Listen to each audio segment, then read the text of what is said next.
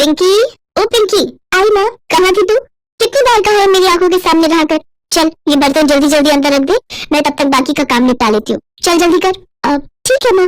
ये है सुषमा और उसकी बेटी पिंकी। सुषमा के पति को गुजरे पूरे 3 साल बीत गए और तब से ही वो घर घर काम करके अपना और पिंकी का गुजारा चला रहे थे। सुषमा के जीने का बस एक ही मकसद था कि वो पिंकी को पढ़ा लिखा कर कामयाब बनाना चाहती थी। वो हर सुबह पहले पिंकी को स्कूल छोड़ती और फिर अपने काम के लिए निकल जाती। फिर पिंकी के स्कूल की छुट्टी के वक्त उसे अपने साथ लेकर ही घर लौटती थी। लेकिन जब भी पिंकी के स्कूल की छुट्टी होती तो वो उसे अपने साथ काम पर ले जाया करती थी।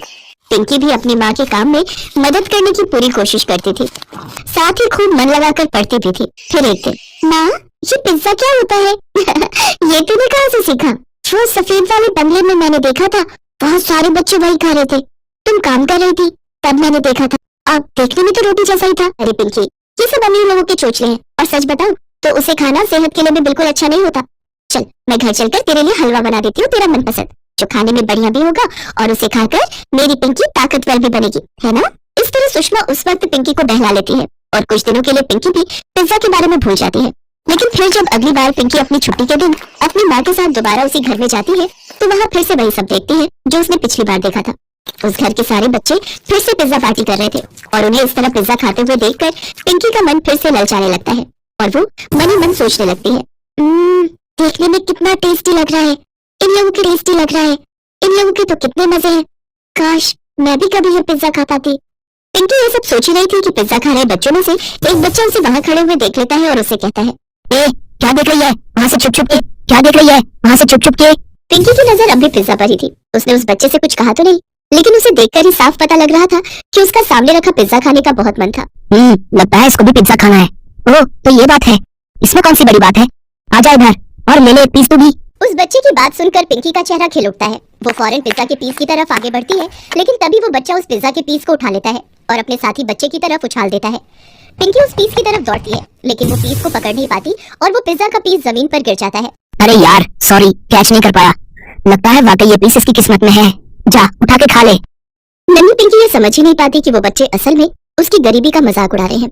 वो बेचारी खुशी खुशी जमीन पर पड़े उस पिज्जा के टुकड़े की तरफ बढ़ती है कि तभी उसे अपनी माँ की आवाज सुनाई देती है, नहीं पिंकी छोड़ो उसे, इधर आ मेरे पास। माँ लेकिन वो पिज्जा। पिंकी मैंने कहा ना इधर आ, उसे नहीं खाना, वो जमीन पर गिर गया है, गंदा है वो। सुषमा के कहने पर पिंकी उस पिज्जा के टुकड़े को उठाती तो नहीं, लेकिन वही खड़ी होकर उसे ललचाई नजरों से देखने लगती है। ये देखकर सुषमा आगे बढ़ती है और उसका हाथ पकड़कर उसे अपने साथ ले जाती है।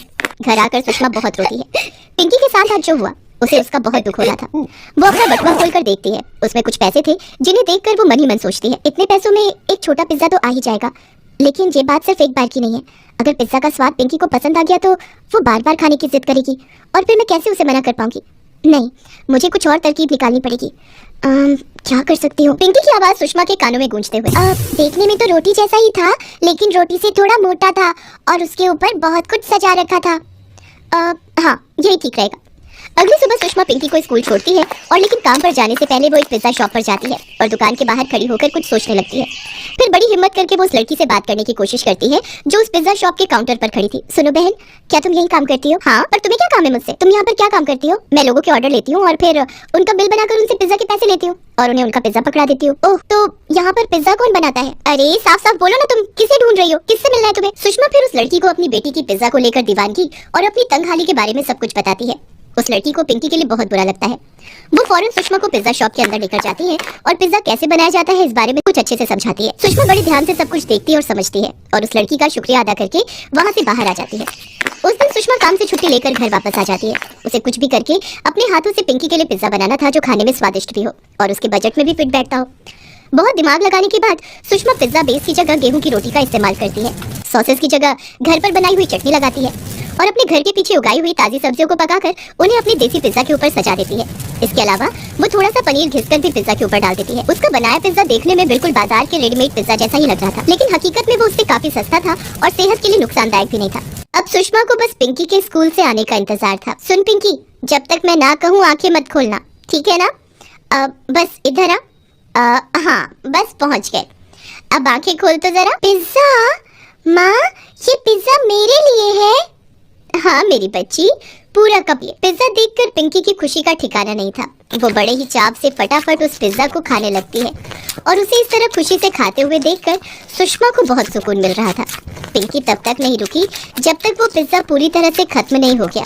और फिर पिंकी, ये तो बता कि तुझे ये पिज्जा कैसा लगा? बहुत ही टेस्टी था माँ। थैंक यू माँ, मेरे लिए पिज्जा लाने के लिए। मैं इसे कहीं से खरीद कर नहीं लाई, बल्कि मैंने तेरे लिए इसे घर पर ही बनाया था बेटा। क्या तुम सच कह रही हो माँ? ये तो बहुत ही बढ़िया हो गया।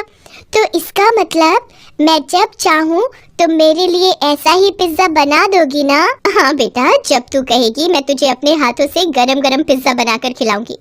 लेकिन अब तू भी मुझसे एक वादा कर, तू कभी भी जमीन पर गिरी हुई चीज नहीं उठाएगी और कभी किसी से कुछ नहीं मांगेगी। जो भी चाहिए अपनी माँ से कहना, ठीक है बेटा? हाँ माँ। इतना कहकर पिंकी अपनी माँ के गले से लग गई।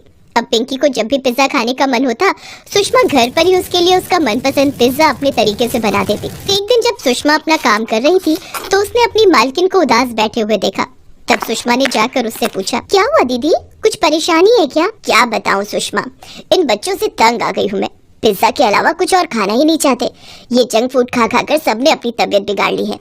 डॉक्टर ने बाहर का खाना देने से साफ मना किया है, लेकिन ये जिद किए बैठे हैं कि खाएंगे तो सिर्फ पिज्जा।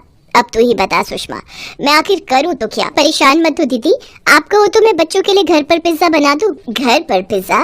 तुझे आता है क्या पिज्जा बनाना? हाँ दीदी, ये मेरी पिंकी भी कम है क्या? आपके बच्चों को पिज्जा खाते देखकर इसने भी जिद पकड़ ली थी।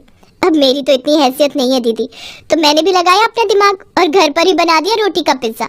और मजे की बात तो ये है दीदी कि पिंकी को बड़ा पसंद आया, खूब मजे लेके खाती है। अच्छा, ये तो बहुत ही बढ़िया है, रोटी का पिज्जा जो बच्चों को नुकसान भी नहीं देगा। पर तुम उसके ऊपर क्या क्या डालती हो? बस घर पर बनी लाल टमाटर की खट्टी मीठी चटनी, उसके ऊपर खूब सारी ताजी सब्जियां और थोड़ा सा पनीर भी। अरे वाह सुषमा, तुझे नहीं पता, अगर ये तरीका मेरे बच्चों पर भी काम कर गया ना तो मेरी बहुत बड़ी मुसीबत दूर हो जाएगी। चल अब तू बाकी के काम छोड़ और सबसे पहले अपना रोटी पिज्जा ही बना दे। सुषमा झट से रसोई में जाकर बच्चों के लिए रोटी पिज्जा बनाने लगती है और फिर उसकी मालकिन उस पिज्जा को ले जाकर अपने बच्चों के सामने रख देती है। बच्चे उस पिज्जा को देखकर बिल्कुल भी फर्क नहीं कर पाते और उसे उठाकर खाने लगते हैं।